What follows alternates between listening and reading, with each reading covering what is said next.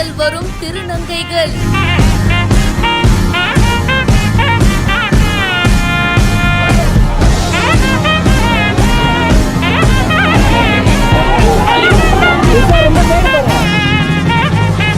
பூசாரி கையால தாலி கட்டி கொள்ளும் நிகழ்வு. பிரம்மாண்டமாக நடக்கும் திருவிழா.